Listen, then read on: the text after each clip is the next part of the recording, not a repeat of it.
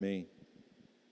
E aí Paulo fala um versículo muito conhecido no Evangelho, a seguinte sentença para Timóteo.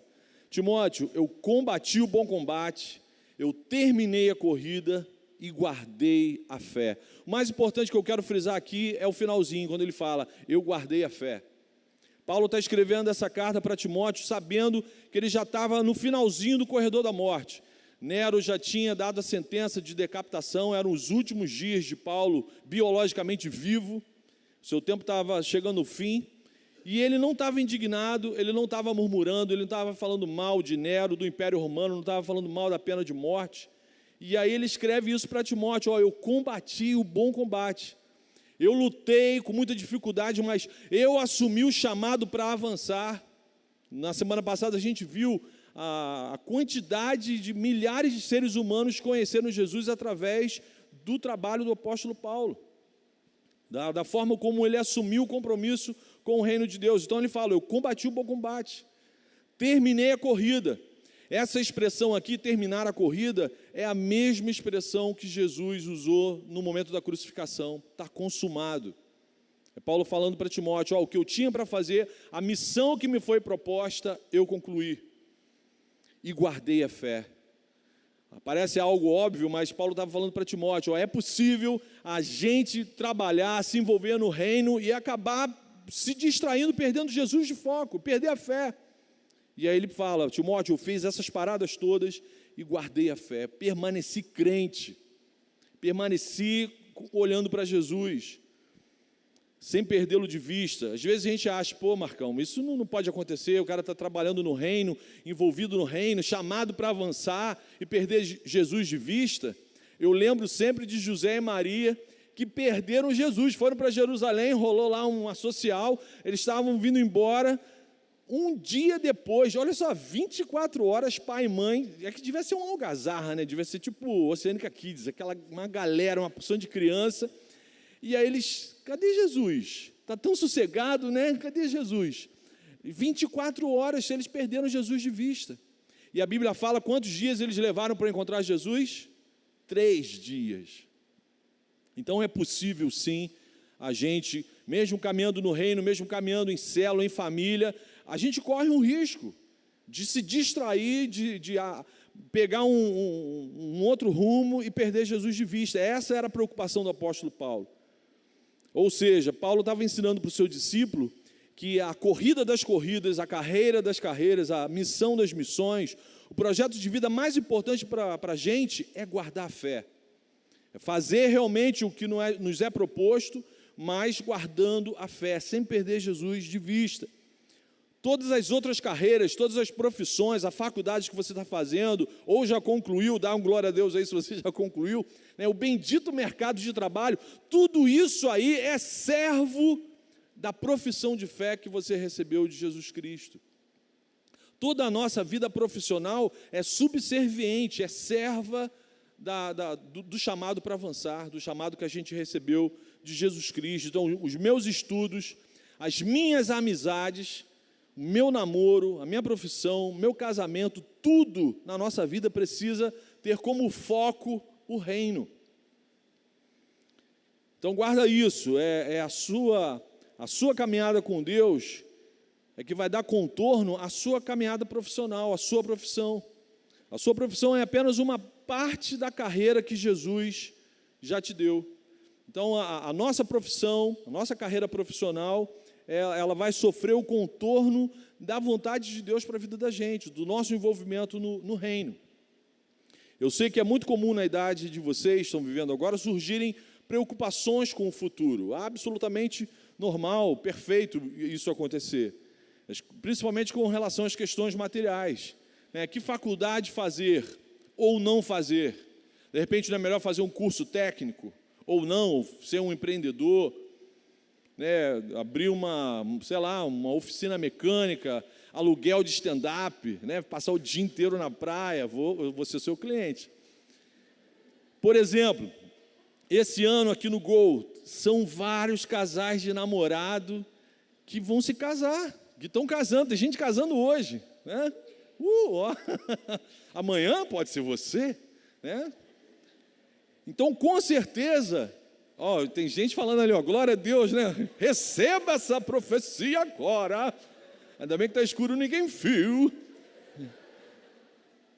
Mas com certeza esses casais já pensaram, cara, quanto que vai ser preciso por mês para a gente viver com um mínimo de dignidade? Quanto que eu vou precisar de recurso material para pagar? E depois que a gente casa, a gente descobre uma porção de parada que você não sabia que existia. Existe conta de luz, conta d'água, a lâmpada queima, o raio da resistência do chuveiro, aquilo para de funcionar, meu irmão. Você está tomando banho, de repente fica tudo gelado, o inferno de água gelada, né? Então, é muita coisa que pode tomar conta do nosso coração e fazer a gente perder Jesus de vista. Essas coisas todas que são absolutamente lícitas, mas elas possuem uma força para enfraquecer a nossa fé muito grande. Por isso que a gente precisa ficar esperto, precisa ficar ligado. Por isso que Paulo escreveu essa parada aqui para Timóteo. Esse tipo de preocupação com o futuro, especificamente no que diz respeito às questões materiais, também era algo comum para os discípulos de Jesus lá na Palestina do século I, do século I. E Jesus ensinou para os discípulos e vai ensinar hoje para a gente como que a gente deve se relacionar, como que a gente deve agir e reagir com esse tipo de preocupação, com esse tipo desses questionamentos com relação às questões materiais. Aí agora eu quero ler um texto grande com vocês. Por favor, abra sua Bíblia lá em Lucas 12, a partir do versículo 15. Eu não costumo fazer isso não, mas esse texto é chave para a gente. Vou ler um texto grande. Jesus dá uma série de toques nos seus discípulos, fundamentais para a gente nos dias de hoje, de tal forma que a gente consiga passar por essas questões profissionais, materiais, sem perder a nossa fé, sem perder Jesus de vista. Você achou? Lucas 12, 15. Então lhes disse, Jesus falando para os discípulos dele, cuidado, fiquem de sobreaviso contra todo tipo de ganância. A vida de um homem não consiste na quantidade dos seus bens. Então lhes contou essa parábola. A terra de certo homem rico produziu muito bem. Ele pensou consigo mesmo, o que vou fazer? Não tenho onde armazenar minha colheita. Então disse, já sei o que vou fazer, vou derrubar os meus celeiros e construir outros maiores, e ali guardarei toda a minha safra e todos os meus bens. E direi a mim mesmo, você tem grande quantidade de bens armazenados para muitos anos. Descanse, coma, beba e alegre-se. Contudo, Deus lhe disse, insensato, ou seja, maluco, sem juízo, esta mesma noite a sua vida lhe será exigida. Então, quem ficará com o que você preparou? Os advogados, né? Mas isso Jesus não escreveu aqui não, foi eu só que falei aqui. Assim acontece com quem guarda para si riquezas, mas não é rico para com Deus. Dirigindo-se aos seus discípulos, Jesus acrescentou, portanto eu lhes digo, não se preocupem com suas próprias vidas, quanto ao que comer, nem com seus próprios corpos, quanto ao que vestir. A vida é mais importante do que a comida e o corpo mais do que as roupas. Observem os corvos, não semeiam nem colhem, não têm armazéns nem celeiros, contudo, Deus os alimenta. E vocês têm muito mais valor do que as aves. Quem de vocês, por mais que se preocupe, pode acrescentar uma hora que seja a sua vida? Visto que vocês não podem sequer fazer uma coisa tão pequena, por que se preocupar com o restante? Observem como crescem os lírios. Eles não trabalham nem tecem, contudo eu lhes digo que nem Salomão, em todo o seu esplendor, vestiu-se como um deles. Se Deus veste assim a erva do campo, que hoje existe e amanhã lançada ao fogo, quanto mais vestirá vocês, homens de pequena fé. Não busquem ansiosamente o que hão de comer ou beber, não se preocupem com isso, pois o mundo pagão, ou seja, a galera que ainda não me conhece, é que corre atrás dessas coisas. Mas o Pai sabe que vocês precisam delas. Busquem, pois, o reino de Deus e essas coisas lhes serão acrescentadas. Jesus faz um alerta claro aqui para os discípulos. Cuidado, cuidado, vocês correm perigo. Se vocês entrarem numa, alimentarem qualquer tipo de ganância, vocês vão me perder de vista. Vocês não vão conseguir guardar a fé. Jesus sabia que essas questões materiais podem desviar a gente do alvo. O chamado para avançar pode ser esquecido. E aí no versículo 22 ele diz, não se preocupem com a vida de vocês, quanto ao que comer, nem com seus próprios corpos, quanto ao que vestir. Jesus ordena, é uma ordem, não se preocupem. Eles viviam, Jesus sabia com quem ele estava falando. Jesus estava falando para uma comunidade pobre. Eles viviam numa cultura agrícola de subsistência. A preocupação dos caras era assim, o que eu vou comer hoje? Então Jesus estava falando com uma galera que vivia no veneno dessas questões materiais. Era um típico vilarejo de terceiro mundo. E hoje, mesmo a gente aqui no século 21, a gente ainda tem as mesmas crises com essas questões e tentações. E aí uma pergunta importante para a gente responder. Nossa vida é ou não é mais importante do que o dinheiro que a gente ganha ou que um dia a gente vai ganhar? Jesus sabia que a ansiedade e a preocupação pode fazer a gente perder Deus de vista, e isso é terrível. Aqui nessa passagem de Lucas, Jesus nos oferece assim, razões sólidas, concretas, palpáveis, para a gente avançar sem perder a fé, sem medo do futuro, sem ansiedade, na carreira que Ele deu para a gente, sem preocupações referentes a essas questões. Jesus afirma aqui, em primeiro lugar, a nossa vida é muito mais do que comida e roupa. Nossa vida é muito mais do que essas questões materiais. Há muito mais envolvido naquilo que somos do que naquilo que a gente vai conquistar, ter, comprar, possuir. Se a sua vida não consistir na obtenção de bens, se você não conseguir muitos bens, você não vai ter crise. Pensa comigo, se a sua vida, se o foco da sua existência não é conseguir muitos bens, se você não estiver, você não vai ter crise. A sua vida não vai ser destruída, jamais será destruída pela falta de bens, se isso não for o foco da sua existência. Segunda razão que Jesus dá para a gente não perder a nossa fé com preocupações a respeito de questões materiais. Jesus nos diz para a gente olhar para o mundo à nossa volta. Jesus fala claramente para os discípulos, faz um teste, cara, dá uma olhada para o mundo à volta de vocês. Vocês são bem-aventurados, porque o Pai está cuidando de vocês.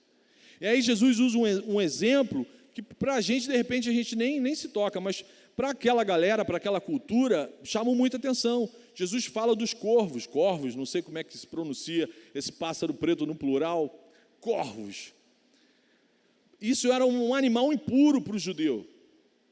E aí Jesus fala, se Deus dá alimento, cuida desses animais que vocês consideram impuros, quanto mais vocês. Vocês são a menina da criação. Vocês são imagem e semelhança do Deus vivo. Então, se o corvo não tem crise de ansiedade, por que você está preocupado? Por que você está ansioso? Por que você está virando noite sem dormir, agitado, preocupado? Com esse tipo de crise, é lícito perder o sono com outras crises. E aí Jesus fala isso para os caras, olha a criação, olha o lírio, olha como que Deus cuida da criação, muito mais de vocês, Ele vai cuidar. Versículo 24, observem os corvos, não semeiam nem colhem, não têm armazéns nem celeiros, contudo, Deus os alimenta, e vocês têm muito mais valor que as aves. Jesus está dizendo isso, Deus cuida da gente, amém? Deus cuida da gente. Não é a força do nosso braço, não é a nossa erudição, não é a nossa formação intelectual, acadêmica, não é o nosso concurso público, não é o super emprego que você conseguiu, é o Senhor. Como que me marcou aquela imagem que o Zé Bruno compartilhou aqui com a gente, dele jogando o videogame com o filhinho mais novo e o joystick desconectado do console. É exatamente isso que Jesus está falando aqui. Difícil, né? Difícil. Ele que está cuidando da gente. E aí ele chama para você ser um coparticipante. Aí você até pensa, pô, estou trabalhando a beça, olha as coisas que eu estou conquistando. É Jesus que está fazendo tudo, amiguinho. Sem mim, nada podeis fazer. E aí ele está falando aqui, vocês são mais importantes sim do que toda a criação. E aí no versículo 25 e 26, Jesus acrescenta uma terceira razão, um terceiro motivo para os seus discípulos não perderem a fé por causa de questões materiais. Aí Jesus fala para os caras, a ansiedade não produz nada de bom. Você ficar preocupado com o teu futuro, com o dia de amanhã, cara, isso não produz nada de bom. 25. Quem de vocês, por mais que se preocupe, pode acrescentar uma hora que seja a sua vida? Jesus está falando, cara, olha só, não adianta nada você ficar nessa preocupação. Tomando água com açúcar, né, maracujá, a mão tremendo. Não adianta. Isso muda alguma coisa? Isso acrescenta algum instante sequer de vida na sua existência? 26. Visto que vocês não podem sequer fazer uma coisa tão pequena, por que se preocupar com o restante? Jesus está convidando a gente para fazer uma das paradas mais desafiadoras no cristianismo, que é descansar no Senhor, que é confiar no Senhor. Ele está falando isso, cara, confia em mim.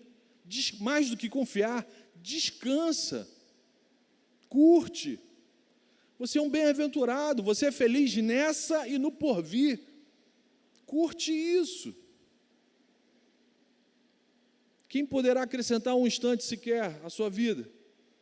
E aí Jesus está ajudando a gente a enxergar as coisas com clareza.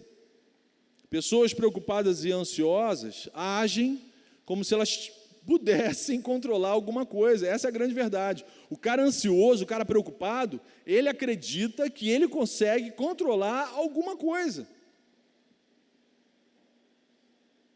E aí no centro da ansiedade está a ilusão de que você tem o controle de qualquer coisa. Não tem. Ah, se eu conseguisse aquele trabalho maneiro, aí eu vou conseguir controlar o meu futuro.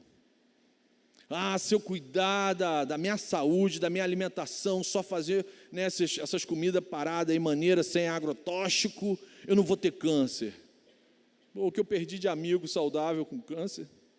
Por isso que de vez em quando eu mato o pudim de tapioca inteiro. Eu estou descansando no Senhor, né? Queridos, a preocupação assume a possibilidade de controlar o que não pode ser controlado. E pior, quando a gente fica preocupado e ansioso, desesperado, a gente está assumindo de que Deus não tem condição de resolver essa questão que está me roubando a paz.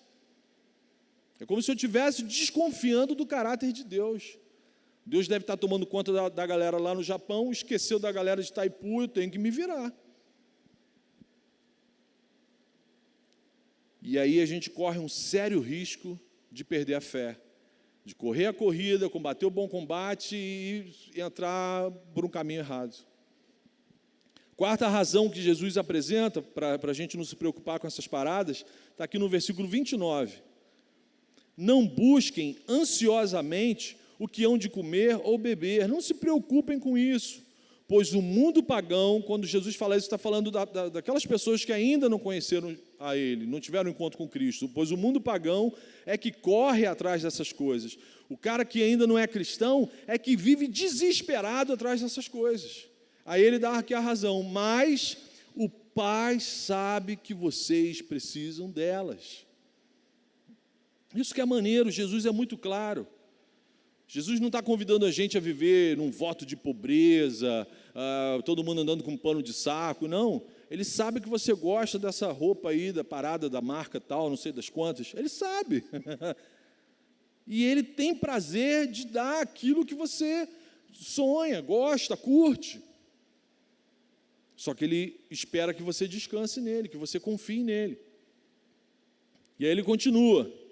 Busquem, pois, o reino de Deus e essas coisas lhe serão acrescentadas. Essas paradas materiais que muitas vezes tiram o nosso sono, destroem relacionamentos, né? Eu estava falando aqui a parada do celeiro, né? Herança é uma parada que o morto deixa para os vivos se matarem, né? Já pensou nisso? O cara larga uma porção, morre e deixa uma porção de bens para os filhos. Aí os filhos estavam vivendo numa boa, e o nego começa a se degladiar.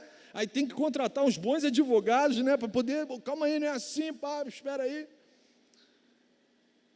E ele está falando, cara, busca o reino. Busca o reino. Vocês foram chamados para avançar. O foco de vocês é outra parada, a vida de vocês é outra parada. E essas coisas pertinentes à vida, que são importantes à vida, o que vocês vão comer, beber, o futuro material de vocês, o Pai sabe que vocês precisam dessas coisas todas. E a promessa de Jesus é o seguinte, ó, Ele vai acrescentar, Ele vai dar para vocês tudo o que vocês precisam para essa vida e para o porvir. Então, combata o bom combate, complete a sua corrida, mas guarde a fé. Porque o Pai sabe que vocês precisam de todas essas coisas. Essa é a razão, é o ponto principal, é o clímax do argumento de Jesus aqui. Ele fala, cara, busca o reino, porque o restante o Pai está cuidando disso para vocês.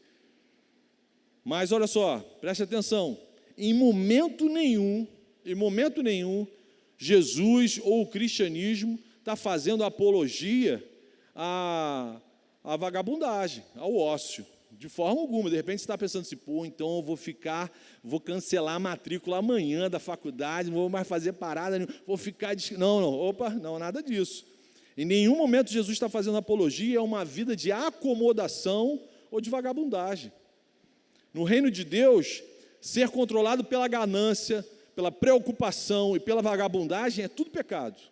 É tudo pecado. O cara que é ganancioso, o cara que vive ansioso, preocupado, estressado, ou o cara que é acomodadão, vagabundão, está tudo ruim, está tudo na pior. É tudo pecado. Em 2 Tessalonicenses, Paulo fala, 2 Tessalonicenses, capítulo 3, versículo 10, Paulo fala o seguinte, se alguém não quiser trabalhar, também não coma. Não quer trabalhar? Você tem essa livre agência, você tem essa possibilidade. Mas não vai comer, você não é digno de botar comida dentro dessa boca. Ou seja, quem é chamado para viver no reino, não tem o direito de ser vagabundo. E essa crise é boa, né? Você arrumar, agora você tem que arrumar alguma parada para fazer, para produzir, para ser bênção aí para alguém. Então, não estudar, não trabalhar, já é uma escolha que não contribui em nada para o reino. Não ajuda você a avançar. Não ajuda você a crescer na sua caminhada da fé em Jesus.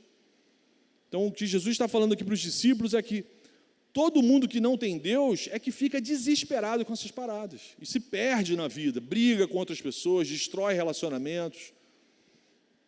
E aí, eu quero que você vá agora lá para Lucas, espero que você ainda esteja aberto lá em Lucas, no mesmo capítulo, lá no versículo 32.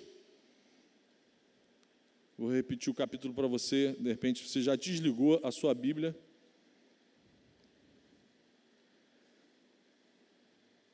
Então, Lucas 12, 32.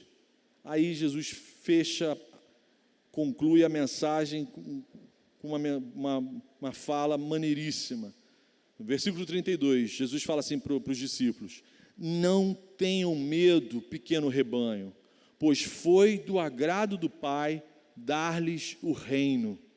Não tenham medo, pequeno rebanho, pois foi do agrado do Pai dar-lhes o reino. O que Jesus está falando? Vocês são milionários. Foi da vontade de Deus, foi do agrado do Pai dar para vocês o reino. E aí ele fala, cara, não tenha medo. E aí Jesus usa uma expressão aqui que é a única vez que acontece no Novo Testamento. Jesus olha para os discípulos e chama eles de pequeno rebanho.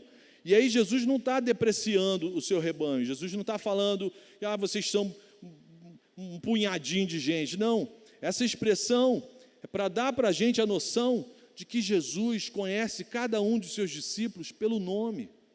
Jesus sabe quem você é. Jesus sabe o que você está passando. Jesus sabe como que você entrou aqui essa noite. Jesus conhece o íntimo do seu coração. as coisas que tentam roubar a tua paz, a tua alegria. Por isso que ele fala de forma carinhosa: não tenha medo, pequeno rebanho, eu te conheço pelo nome. Eu sei quem você é lá no íntimo do seu quarto, na hora que você coloca a cabeça no travesseiro, eu sei o que está acontecendo. Então Jesus revela para a gente essa coisa, cara, maneiríssima, que a gente não tem nem dimensão de mensurar o que é isso. Foi do agrado do Pai dar-lhes o reino. Isso é maravilhoso.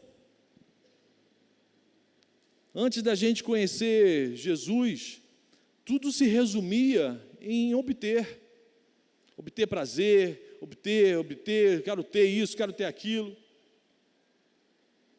E aí a gente ouvia uma porção de vozes, coisas que distraíam, roubavam a gente do foco o tempo inteiro. Mas hoje Jesus está dizendo isso para a gente: não tenham medo, pequeno rebanho. Foi do agrado do Pai dar-lhes o reino. Coisa maravilhosa. E aí Jesus, com isso, você, estando no reino, tendo o reino, Jesus fala: cara, completa a tua corrida. Combata o bom combate e não perca a fé, porque o Pai está cuidando de vocês. E aí, para a gente concluir, quais seriam as aplicações práticas diante do texto que foi exposto? Então, em primeiro lugar, eu falei aqui com vocês agora há pouco, cara, confie em Jesus. Confie em Jesus. E para a gente confiar, meu irmão, não tem jeito, você precisa conhecer. Você não vai confiar em ninguém que você não tem intimidade, não é verdade? A gente só passa a confiar em alguém, a gente só passa a abrir o nosso coração, acreditar numa pessoa que a gente conhece muito bem. Então, na boa, você só vai conseguir confiar em Jesus se você conhecê-lo de verdade. E aí não tem mágica, não tem jeito, você vai precisar ler a Bíblia. Você tem que conhecer, a Bíblia é o Cristo revelado. Não sei se você já leu João, se você já leu o Novo Testamento, cara, decora. Para você confiar em Jesus, você tem que conhecê-lo com intimidade. Segunda aplicação, descanse nele. Conhecendo, confiando nele, você vai ter a oportunidade de descansar no Senhor. Descansa em Jesus. Ele que está cuidando da gente. O Pai sabe tudo o que você precisa. Questões materiais, questões afetivas, questões profissionais. Tudo. E terceira aplicação, se entregue diariamente a Jesus.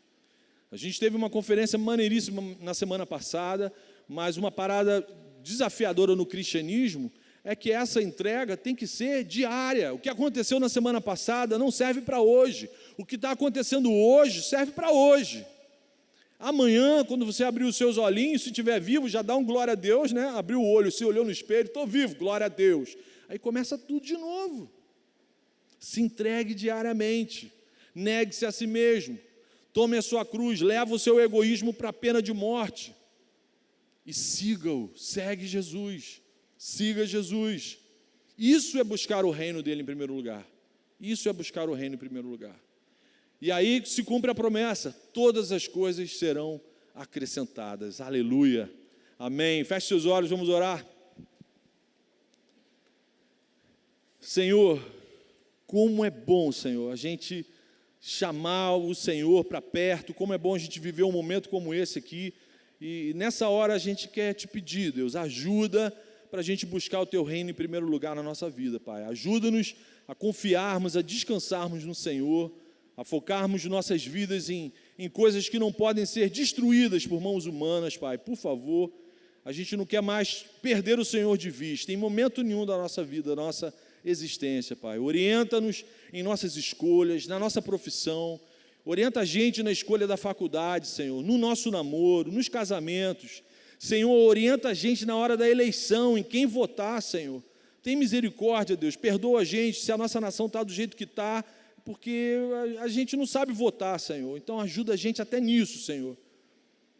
Senhor, tanto jovem sendo manipulado por professores, por mídia, Senhor, gente que odeia Jesus, por favor, ajuda a gente, Pai, de modo que o Senhor também nos ajude a completarmos a nossa carreira, a avançarmos para o alvo, sem perder a nossa fé, Pai, por favor, Tudo isso a gente te pede e te agradece em nome de Jesus. Amém. Deus abençoe.